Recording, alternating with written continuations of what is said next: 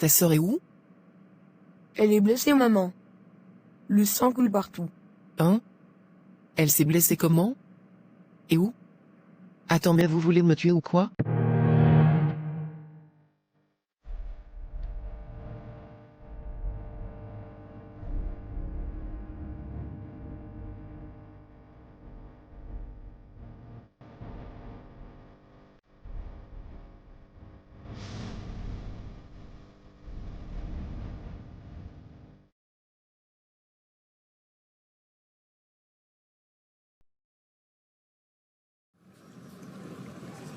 Après s'être échangé de contacts, Nadine et Victoire dirent au revoir à Madame Wessou, et sortit de la concession. Victoire était toute excitée, car elle ne s'attendait pas à un travail aussi bien payé. Et au lieu de rire, tu dois regarder où se situe la maison, pour ne pas te perdre demain. Ah oui. Mais ça va, je remarque les endroits. Tu sais, j'avais pensé qu'elle va me payer même 20 000, hein? Raison pour laquelle j'étais surprise lorsqu'elle a dit 40 000. Ne te réjouis pas vite, tu verras après, que ces 40 000 sont insuffisants pour les enfants et toi. Oui, mais bon, c'est déjà quelque chose. Exact. Ailleurs c'est moins. Tu as eu la chance. C'est grâce à toi. Merci. Cette femme est d'une élégance prestigieuse. Elle est riche. Elle ne manque de rien. C'est une femme qui à première vue, donne l'impression d'être sévère, mais elle est gentille. Je ne sais pas pourquoi elle n'a pas de chance avec ses ménagères. Elles finissent toujours par partir. J'espère que tu vas durer. Et son mari? Il est en déplacement tout le temps. J'ai même appris qu'il a une autre famille à l'extérieur, je crois en Côte d'Ivoire. C'est lui le PDG de l'entreprise qu'elle gère. C'est un monsieur difficile à rencontrer. Il a d'autres activités un peu partout. Ok. J'ai hâte de travailler. C'est seulement le transport qui va me ruiner. J'ai payé 500 pour arriver ici. Alors qu'au village, avec 500, tu es dans un autre village. Tu as pris quoi comme moyen de transport? Le taxi. Je peinais à avoir un taxi moto, du coup pour ne pas être en retard, j'ai dû prendre un taxi. Ah voilà pourquoi. Prochainement, opte pour les motos-taxis. C'est plus moins cher ici à Cotonou. Les matins, c'est plus facile à avoir. Ah d'accord, merci. C'est ce que je ferai. Le soir par contre, il te faudra beaucoup lutter. Ça va aller. Au fur et à mesure, je saurai comment jongler. J'aime entendre ça. Moi je vais aller de ce côté. Attends que je te donne 500 pour ton transport. Oh c'est gentil. Merci. Les filles s'embrassèrent, et partirent dans les directions opposées. Victoire longea la grande route, en regardant les voitures passer. Le tarif dans cette ville était incroyable. Elle voyait les bouchons partout, et se demandait comment les gens faisaient pour arriver à l'heure soit à la maison, soit au travail. Elle repéra un endroit, où on vendait des beignets.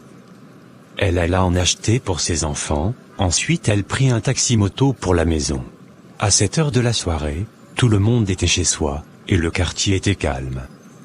Elle avait entendu des ragots selon lesquels, des petits-enfants agressaient la nuit, les nocturnes qui rentraient à une heure tardive.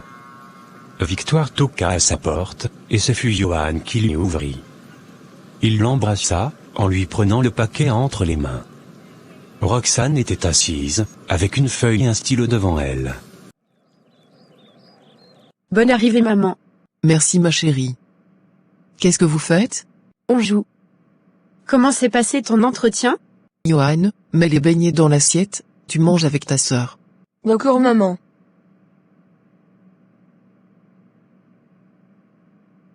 Ah ma fille, tout s'est bien passé par la grâce de Dieu. La dame m'a donné le travail de ménagère chez elle. Alléluia, amen. Sa maison est comment? Je n'ai jamais vu une maison aussi belle. Avec les meubles de luxe. Les enfants, la ville est belle. Quand j'aurai un peu d'argent, je vous emmènerai visiter. Maman, emmène-moi à ton travail. Non mon chéri, je ne peux pas vous emmener là-bas. C'est bon les beignets? Pas vraiment. Ce n'est pas comme ce que tu fais souvent. Il n'y a pas que de la banane dans ces beignets. Il y a quoi d'autre? Dis-moi. Je ressens le goût du manioc. Bingo. Tu connais ma fille. Exactement, elle a ajouté le manioc pour que ça soit beaucoup. Il paraît que la banane est très chère ici, ce qu'on ramasse là-bas au village là. Je te dis. Tu ne manges pas? Non, ça va manger. Je vais me coucher, demain je dois être debout de bonne heure. Il y a beaucoup de travail là-bas, maman. Pour un début, oui. Je pourrais venir t'aider. Merci ma fille, ça va aller. Bonne nuit à vous. Vous priez pour moi avant de dormir. Victoire se coucha. Elle savait qu'elle n'allait pas bien dormir, à cause de la chaleur, qui commençait à pointer le nez. Mais il le fallait, pour pouvoir être en forme demain, et entamer les nouvelles fonctions dans cette jolie maison. Il était 6 heures, lorsque Victoire s'était réveillée. Elle s'était brossée, et avait pris sa douche. Ça serait une mauvaise impression, si elle arrivait en retard le premier jour, donc autant mieux quitter tôt. Roxane s'était réveillée, aidait sa mère à s'apprêter. Johan était encore endormi, car la nuit fut un long combat, entre la chaleur et les moustiques. Ce n'était que le matin avec la fenêtre ouverte, qu'il avait pu vraiment dormir. Victoire remit quelques pièces à sa fille, pour leur petit déjeuner.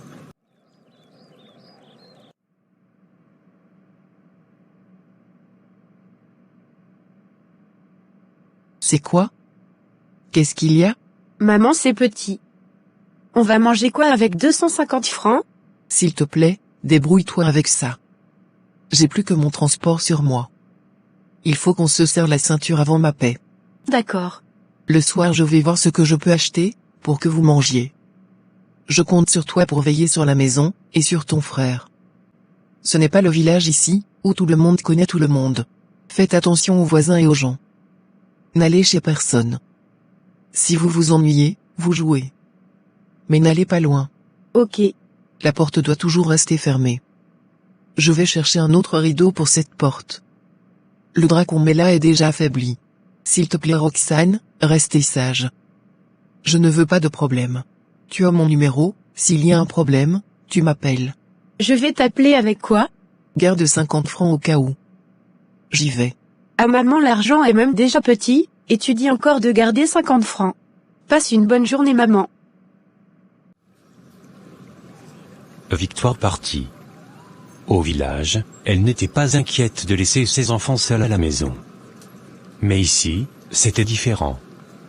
Ils étaient seuls, ils ne connaissaient personne, et elle se méfiait de son voisinage. Chacun restait chez lui, c'était l'idéal pour une vie tranquille. Elle partit, en espérant que les enfants ne commettent pas de bêtises. Arrivée à la rue de la maison de sa patronne, Victoire semblait un peu perdue. Elle avait l'impression d'avoir oublié l'entrée. Elle tourna un moment sur place, avant de remarquer l'immeuble à côté de son entrée. Aujourd'hui, avec les boutiques et structures ouvertes, ce qui n'était pas le cas hier soir, elle avait failli se perdre. Le portail était ouvert, Victoire entra, et sonna à la porte. Ce fut Madame Wessou qui lui ouvrit, encore en pyjama.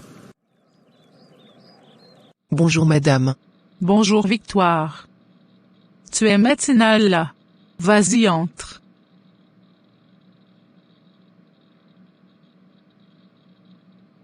Par quoi vas-tu commencer? Je vais tremper les habits, le temps de faire le ménage, et la cuisine. D'accord. Tu as un habit de rechange? Non. Il faut souvent en avoir, pour ne pas te salir. La dame alla s'asseoir sur la table à la cuisine. Va sur le frigo, tu regardes ce que j'ai écrit au menu pour aujourd'hui. Mardi, 3e semaine. D'accord madame. Victoire alla regarder. Elle s'était un peu embrouillée avec les semaines, qu'elle n'arrivait pas à déchiffrer. Mais elle finit par se retrouver. Madame, c'est écrit foutou d'igname sauce pistache, avec de la viande. Voilà. C'est ce qu'on va manger aujourd'hui. Il y a tout au frigo. Tu peux sortir déjà la viande, pour que ça dégivre. Moi je vais faire le petit déjeuner des enfants. D'accord madame. Victoire commença le travail. Ce fut parti pour une journée chargée. Heureusement que sa patronne était là pour lui dire où se trouvaient tels ingrédients. À midi, celle-ci sortit avec ses enfants, pour aller à des courses. Elle avait donné des consignes à Victoire, de ne laisser entrer personne, et d'utiliser le deuxième salon, si elle voulait regarder la télé. Victoire avait déjà mis la marmite au feu. L'utilisateur du Moulinex l'avait un peu embêté. Elle avait dû appeler Nadine, pour lui demander comment ça fonctionnait. Toutes ces machines qu'elle n'avait jamais eu l'occasion d'utiliser, l'impressionnaient, et elle avait peur de les abîmer. Pendant que la sauce mijotait, les ignames pour le foutou étaient au feu. En attendant que ça cuisse, elle commença à laver les vêtements trempés depuis le matin. Elle les frotta un à un, avant de les sécher. Le produit que sa patronne lui avait remis pour utiliser dans le rinçage des vêtements, sentait super bon. Elle n'arrêtait pas de le humer, et souriait. Les morceaux d'igname cuits, elle alla les piler. Tout était enfin prêt. Elle fit le rangement, nettoya tout, et finit de sécher les vêtements. Après la lessive, elle rangea la chambre des garçons, et nettoya leur douche. Victoire n'avait pas du mal effectuer toutes ces tâches. Elle n'était pas fatiguée, et adorait ce genre d'occupation. C'était son quotidien au village. Ses tâches de la journée achevées, elle alla s'asseoir au petit salon, pour regarder la télé déjà allumée. Elle n'osa pas toucher à la télécommande, et se contenta de regarder le programme laissé par les enfants. C'était une chaîne animée. Johan serait heureux d'être assis à sa place, pensait-elle. Il était déjà 17 heures, lorsque les klaxons de la voiture la firent sursauter. Elle se leva, et ouvrit le portail. Sa patronne entra avec les enfants, à bord de la voiture. Je sais qu'il y a encore beaucoup parmi vous, qui n'ont pas encore liké notre vidéo. Alors faites-le dès maintenant. N'oubliez pas aussi de commenter, et partager la vidéo s'il vous plaît. La vidéo peut maintenant continuer. Merci. Je vous envoie de gros bisous. Bienvenue madame. Merci. Tu as pu t'en sortir? Oui oui. Je guettais tout le temps mon téléphone, pour savoir si tu m'as appelé. Et les enfants, allez garder vos friandises pour manger. La personne qui ne mange pas, oublie les jeux. Ils boudèrent, mais exécutèrent. Victoire servit les enfants à la cuisine, et servit ensuite sa patronne dans son salon. Elle resta à la cuisine avec les enfants, pour veiller sur eux. Loïc finit son plat, et en réclama encore poliment à Victoire, qu'il le servit de nouveau. C'est bon? Oui tata, tu ne manges pas. Non. Finissez, et vous vous lavez les mains. Je vais voir si les habits ont séché. Victoire n'avait rien avalé depuis le matin. Elle n'y pensait même pas. Ce qui lui importait, c'était ce que ses enfants allaient manger avant de dormir. Sa patronne la rejoignit à la cuisine, avec ses assiettes vides. Elle afficha un grand sourire, qui satisfit Victoire. Merci Victoire. C'était très bon. J'avais peur que ça ne vous plaise pas. C'est un repas, que les enfants et moi aimons beaucoup. Mais malheureusement j'ai du mal à piler le foutou comme vous autres. Le mien est toujours avec des boules à l'intérieur. Je ne sais pas quel miracle les autres font, pour que ça soit si lisse. Tu as mangé? Non madame. Mais comment prépares-tu sans manger? Je ne pensais pas que j'avais le droit de le faire. Mais oui, c'est la moindre des choses. Tu ne peux pas abattre tout ce que tu as fait depuis ce matin, sans rien mettre dans la bouche.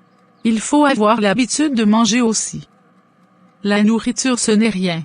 D'accord madame. Pour ta première journée, je suis satisfaite. La chambre des enfants est impeccable, et le ménage a été bien fait. On va juste ramasser les habits, pour ne pas les laisser dehors, car il peut pleuvoir la nuit. Je suis au salon. D'accord madame. Victoire souffla un air de soulagement. Elle craignait que sa patronne ne soit pas satisfaite, la sachant un peu exigeante. Victoire s'était servie à manger, avant de faire la vaisselle, et ramasser les habits dehors. Son sac déjà dans ses mains, elle alla dire au revoir à sa patronne. Ah, tu pars déjà? Oui, madame. Un instant. Elle prit son porte-monnaie, et sortit un billet de 500, qu'elle remit à Victoire. C'est pour ton transport. J'ai oublié de te dire que tu en auras tous les soirs. Merci infiniment, madame. À demain. Victoire partit. Elle ne s'attendait pas à recevoir ce billet, du coup, c'était un plus, qui allait s'ajouter sur ce qu'elle avait en poche, pour acheter la nourriture à ses enfants. Elle s'en alla dans un kiosque, et acheta des spaghettis sautés, et rentra à la maison.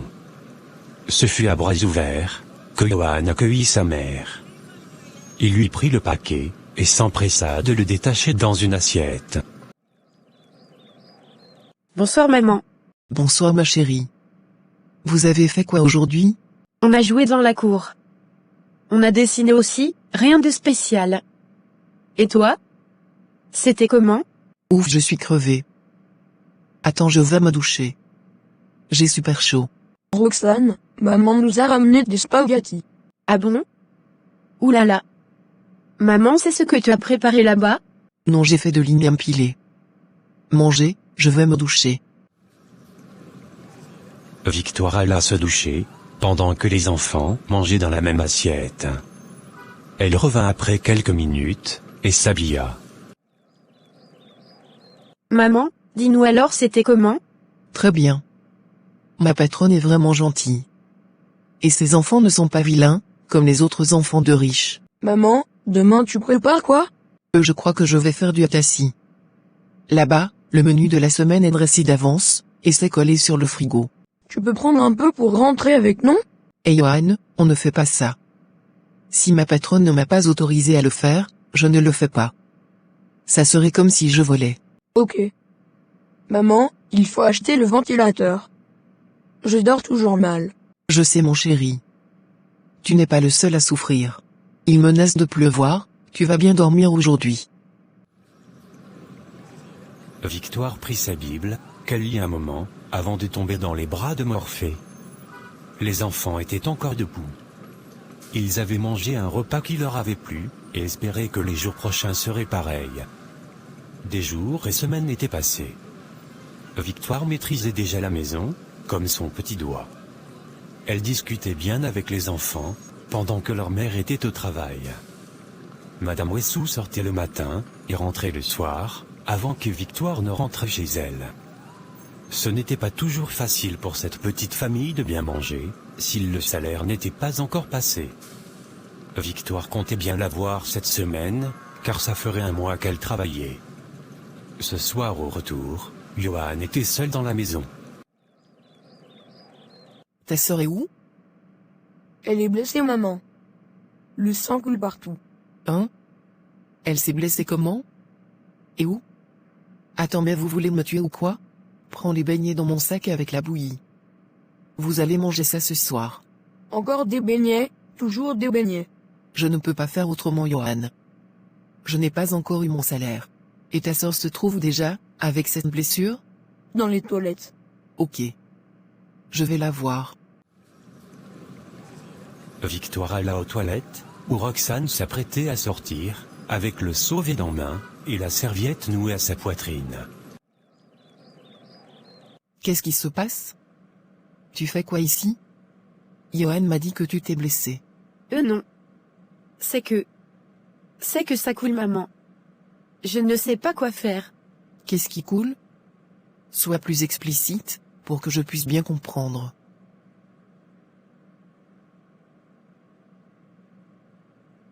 Ah ok, tu as tes règles. Ce n'est pas grave ma chérie. C'est même très normal. C'est vrai que c'est la première fois, mais tu vas t'y habituer. Normalement, tu devrais les avoir depuis. Viens, je vais t'aider. Mais c'est moche maman. Ça montre que tu es en train de devenir une femme. Donc tu feras doublement attention. Je vais aller t'acheter des serviettes hygiéniques. Attends-moi à l'intérieur, j'arrive. Victoire se doutait bien que ce jour devait arriver, bien que pour elle, c'était tard, puisqu'elle avait eu ses premières règles à l'âge de 13 ans. Mais chaque être humain a un organisme propre à lui. Sa fille grandissait, son corps allait davantage se transformer, et ça l'effrayait.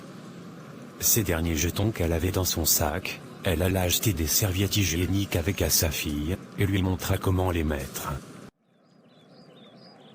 Demain matin, tu te laves, et tu portes une autre serviette hygiénique. Celle que tu auras enlevée, tu la mets dans un plastique, je vais moi-même la jeter. Ma chérie, tu es déjà une grande fille, et ton corps va subir des transformations. Comment ça? Tes seins vont redoubler de volume, tes fesses vont rebondir à l'arrière comme les miennes, et quand une fille a tous ses atouts, elle attire le regard des hommes. Donc sois vigilante, fais attention. Si un homme te complimente, tu dis merci, sans plus, et tu files à la maison. Tu as compris? Oui maman. J'ai compris. Ok. Va manger maintenant avec ton petit frère. Moi je vais me doucher à mon tour. Ah Seigneur, merci pour cette journée. Le lendemain, Victoire n'avait presque plus d'argent. Il fallait laisser l'argent du petit déjeuner, ainsi que celui du déjeuner, et en avoir pour son transport. Elle n'avait pas d'autre choix que de garder uniquement une pièce de 200 francs sur elle. Elle sortit très tôt pour marcher sur la moitié de la distance qui séparait son quartier à celui de sa patronne, avant de plaider auprès d'un taxi-moto, qui accepta de la prendre à 200 francs. Arrivée chez sa patronne, elle paya le chauffeur, et entra. Elle n'avait pas grand-chose à faire aujourd'hui. Elle passa juste l'éponge sur les meubles, et alla en cuisine préparer. Ce fut dans la bonne humeur qu'elle finit la journée. En attendant sa patronne, elle regardait la télé avec les garçons. Madame Wessou arriva avec du retard. Désolé du retard, Victoire. Il y avait un embouteillage fou. Ce n'est pas grave madame. Mon mari va arriver. Il est derrière. Quand les enfants entendirent cette annonce, ils se levèrent et sortirent accueillir leur père. Un monsieur de la cinquantaine avec des lunettes, un ventre arrondi entra. Ses enfants étaient accrochés à ses pieds et réclamaient ce qu'il avait ramené. Il avait l'air nerveux. Victoire se plaça debout, comme un piquet. Chérie, je te présente Victoire, la nouvelle ménagère dont je t'ai parlé. Bonsoir monsieur, et bonne arrivée. Bonsoir.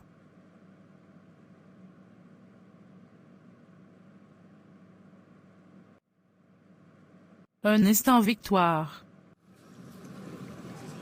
Dit Madame Wessou, qui suivit son mari. Quelques minutes après, elle revint avec une enveloppe, qu'elle remit à Victoire. C'est ton salaire. Oh. Merci beaucoup madame. Tu vas revenir lundi, parce qu'on ira au village, pour revenir que dimanche soir. D'accord madame. Faites un bon voyage. Merci. Victoire partit étant heureuse. Non seulement elle avait eu son salaire, mais en plus elle avait des congés de 2 jours, en plus du week-end, ça ferait 4. Que du bonheur. Sa patronne n'avait pas oublié de lui remettre son argent de taxi, comme d'habitude. Vu que Victoire n'avait plus rien comme sou sur elle, ce fut avec cet argent de taxi qu'elle arriva à la maison. Et personne ne vient me saluer aujourd'hui? Même pas toi Johan? Johan se leva et embrassa sa mère. Il remarqua qu'elle n'avait rien ramené et afficha la mine triste. Roxane, qui était couchée sur les chaises, se redressa et sa mère s'assit à ses côtés. C'est quoi? Tu es malade? Non. C'est toujours le truc là qui coule, non? Ça va finir quand? Vous avez étudié ça à l'école en sciences de la vie et de la terre. Prends ton cahier et tu lis.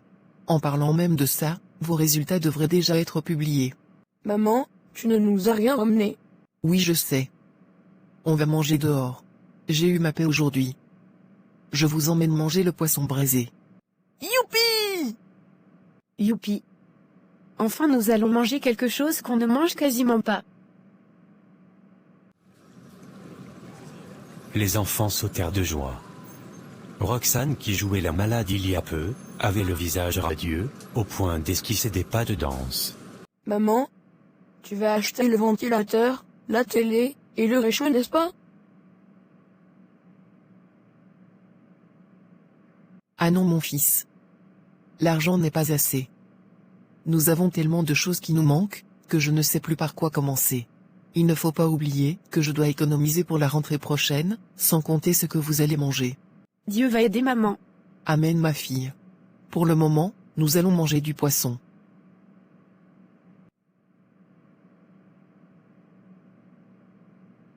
Pour tout type de partenariat, et ou de publicité, veuillez me contacter au email suivant, ou par WhatsApp. Merci.